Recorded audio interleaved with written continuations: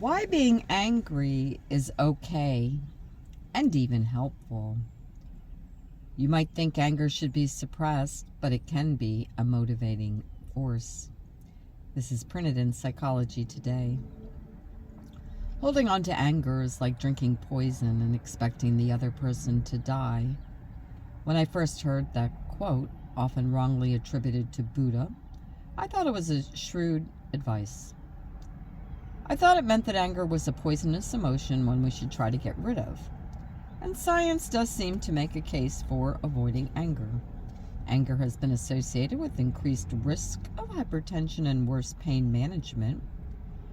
For people with mental health conditions, those who have had pathological levels of anger also have higher levels of suicidality and self-harm. Our culture views anger this way. The internet is littered with self-help communities preaching to let go of anger.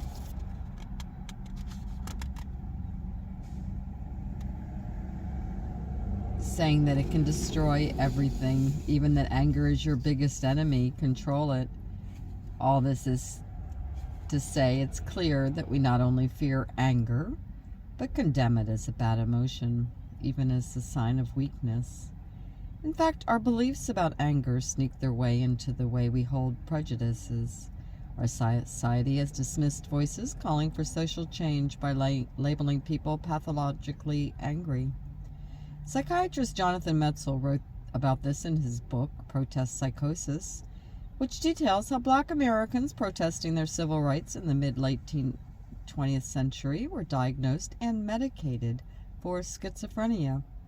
This societal-level gaslighting is still present today. Even former First Lady Michelle Obama recounted in her autobiography how she felt reduced to angry Black women by her husband's critics. On the flip side, we praise those who don't show their anger as well-bred, intelligent, or sophisticated. We've upheld whole groups of people who tend not to show anger as model citizens. I myself have been one of those model minorities, a soft-spoken, frequently apologizing, high-achieving Haitian American woman. But I'm feeling angry these days, and even the events that sparked my anger and the deep-rooted social problems they expose are beyond my scope of expertise. The emotions surrounding them are my bread and butter. Now I realize that my young self's understanding of one of these emotions was very wrong. Anger is not poison, it's fuel. First, let's bring some light to an often misunderstood concept. Anger is not a behavior, it's an emotion. It's a threat-activated neurophysiological arousal response. That means it's created when a threat triggers the brain to send out a rallying cry to the body, putting the troops on high alert. The amygdala starts the call to battle. Then a cascade of brain and body events leads to adrenaline and cortisol pumping through the bloodstream, an increased heart rate, tensed muscles, heightened and narrowed attention, and a facial expression that flashes like a warning sign. Acting aggressively isn't mentioned anywhere in the definition of anger. That's because anger is not a behavior. It's not the same as hostility, violence, or aggression. Those words describe what people do. Anger describes how people feel. While anger can activate aggressive behavior, it doesn't always and doesn't have to. For example, you can feel mad that someone cut you in line for show tickets without flipping them the finger. You can also hurt someone without being angry at all. For example, people who commit terrible sex crimes can be perfectly cool and calculated in the way they stalk and harass their victims. The difference between anger and aggression is crucial. Anger is an evolutionary, hardwired, physiological, and automatic cascade in the body. Aggression is an action exercised by a person's free will. When we recognize that, we can respect the emotion of anger, even as we condemn the behavior of violence. Anger is a valid and useful emotion.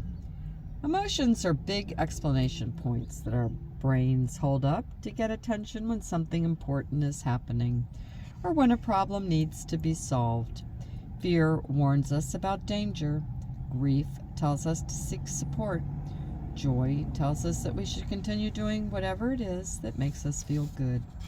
Anger is the same way.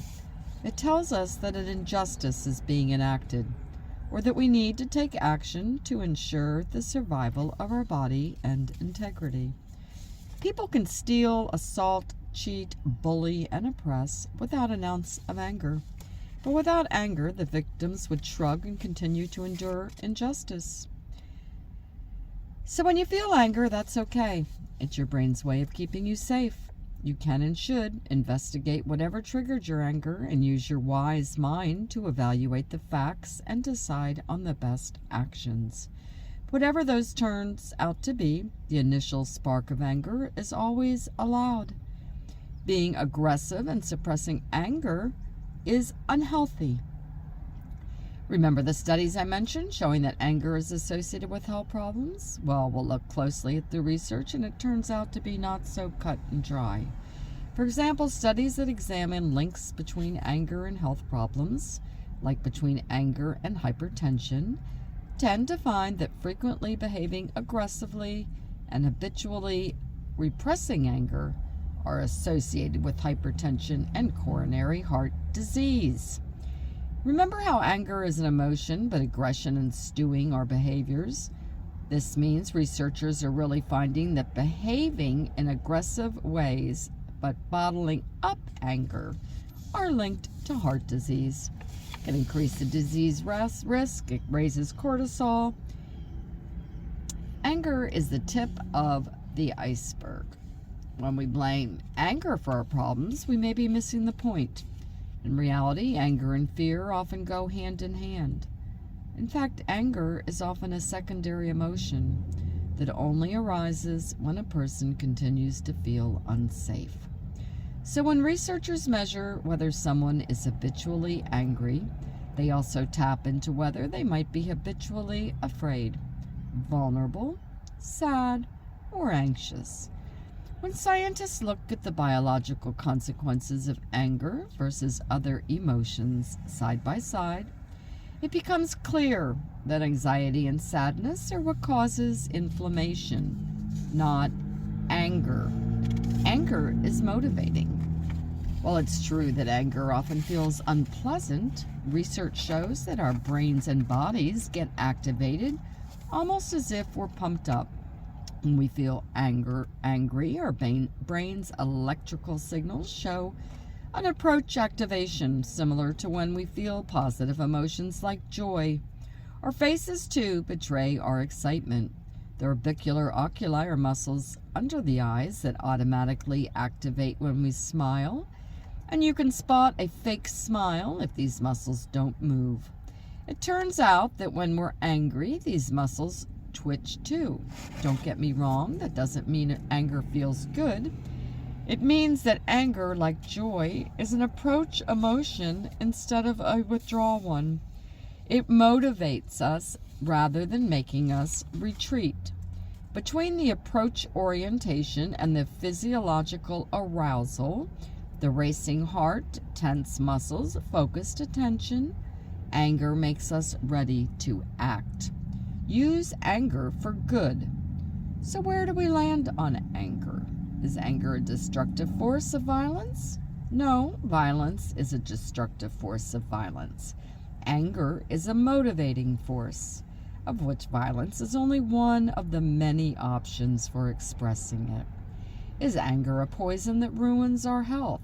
No, it's a natural, valid emotion that responds to threats and injustice, and if expressed in a reasonable way, does not harm our health. So how can we use anger productively? Science says that we should heed its rallying cry because it tells us something must change. It's okay to feel angry.